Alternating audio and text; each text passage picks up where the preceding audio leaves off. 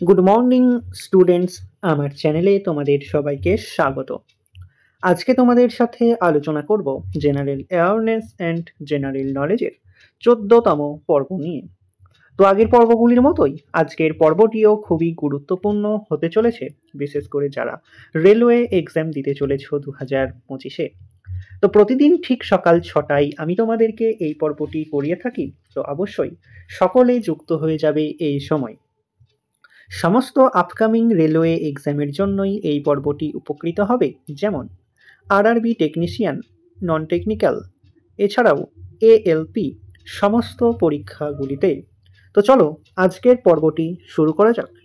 তোমাদের প্রথম প্রশ্ন হলো, দ্য ব্লু মিউনিটি গ্রন্থটির লেখক কে? খুবই ইম্পর্টেন্ট একটি প্রশ্ন, 5টি স্টার দিয়ে রেখো। দ্য ব্লু মিউনিটি গ্রন্থটির লেখক কে? সঠিক উত্তর অপশন বি, ব্লেয়ার ক্লিঙ্ক। বেকারত্ব বৃদ্ধি কোন ধরনের অর্থনীতির ইঙ্গিত দেয়? 5টি স্টার দিয়ে রেখো।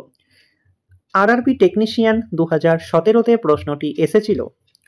বেকারত্ব বৃদ্ধি কোন ধরনের অর্থনীতির ইঙ্গিত দেয়? সঠিক উত্তর অপশন সি, ডিপ্রেসড অর্থনীতির ইঙ্গিত দেয় বেকারত্ব বৃদ্ধি। সাইমন কমিশন কত সালে ভারতে এসেছিল? খুবই সহজ একটি প্রশ্ন।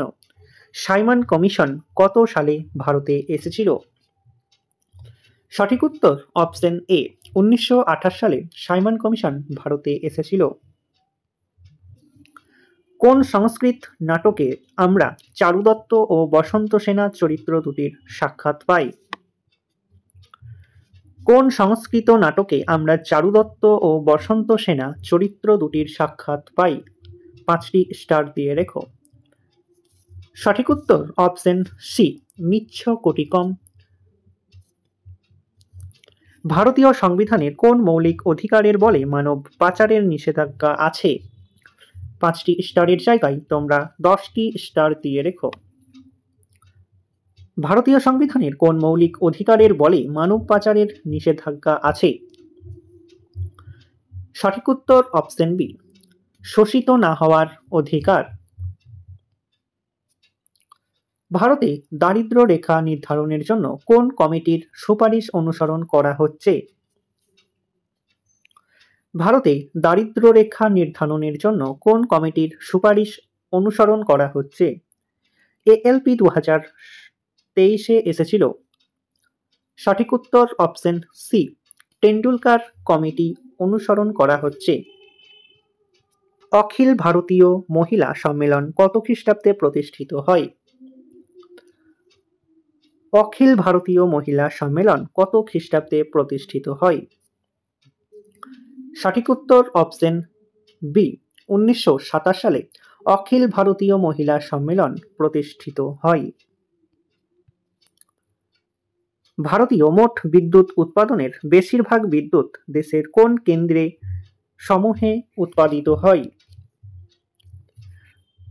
ভারতে মোট বিদ্যুৎ উৎপাদনের বেশিরভাগ বিদ্যুৎ দেশের কোন কেন্দ্রসমূহে উৎপাদিত হয়? সঠিক উত্তর অপশন ডি, তাপবিদ্যুৎ। নিচের কোন ক্রিকেটার আন্তর্জাতিক একদিনের ম্যাচে 200 রান করেননি? নিচের কোন ক্রিকেটার আন্তর্জাতিক একদিনের ম্যাচে 200 রান করেনি? সঠিক উত্তর option A, Brian Lara. Haripura Congress অধিবেশনে সভাপতি কে নির্বাচিত হন? প্রিভিয়াস ইয়ার আরআরবি টেকনিশিয়ানের একটি প্রশ্ন। হরিপুরা কংগ্রেস অধিবেশনে সভাপতি কে ছিলেন? সঠিক উত্তর অপশন বি, সুভাষচন্দ্র বসু। সাধারণ ক্যালকুলেটরের স্মৃতিশক্তি কি প্রকৃতির? খুবই কনসেপচুয়াল একটি প্রশ্ন। সাধারণ ক্যালকুলেটরের স্মৃতিশক্তি কি প্রকৃতির? সঠিক উত্তর অপশন সি, অস্থায়ী প্রকৃতির। পুষ্পভূতি বংশ কোথায় রাজত্ব করত? পুষ্পভূতি বংশ কোথায় রাজত্ব করত? সঠিক উত্তর অপশন বি, পুষ্পভূতি বংশ থানেশ্বরে রাজত্ব করত। সৈয়দ বংশের প্রতিষ্ঠা করেন কে? খুবই ইম্পর্টেন্ট একটি প্রশ্ন, রেলওয়ে বোর্ড প্রায় এই কোশ্চেনটি করে থাকে। সৈয়দ বংশের প্রতিষ্ঠা করেন কে? সঠিক উত্তর অপশন এ, খিজির খাঁ। শৈবাল ও ছত্রাকের সংমিশ্রণ থেকে নিচের কোনটি গঠিত হয়?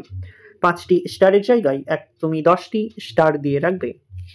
শৈবাল ও ছত্রাকের সংমিশ্রণে থেকে নিচের কোনটি গঠিত হয়? সঠিক উত্তর অপশন বি, লাইকেন তৈরি হয়। নিয়োগের সময় রাষ্ট্রপতিকে শপথ বাক্য পাঠ করান কে? নিয়োগের সময় রাষ্ট্রপতিকে শপথ বাক্য পাঠ করান কে?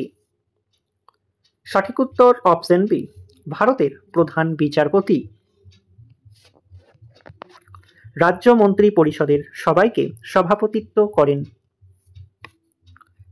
এখানে প্রশ্নটি একটু ভুল আছে, তোমরা ঠিক করে নেবে। রাজ্য মন্ত্রী পরিষদের সভায় কে সভাপতিত্ব করেন?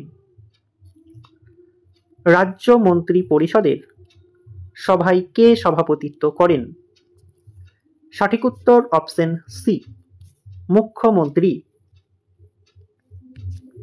সোশ্যালিস্ট শব্দটি ভারতীয় সংবিধানের মুখবন্ধতে যোগ করা হয় কততম সংবিধান সংশোধনীর মাধ্যমে?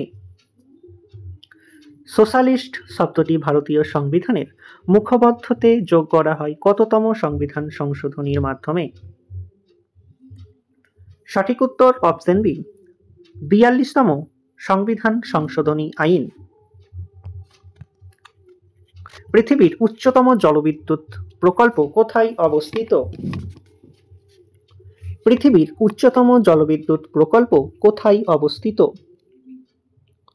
সঠিক উত্তর অপশন এ, হিমাচল প্রদেশে।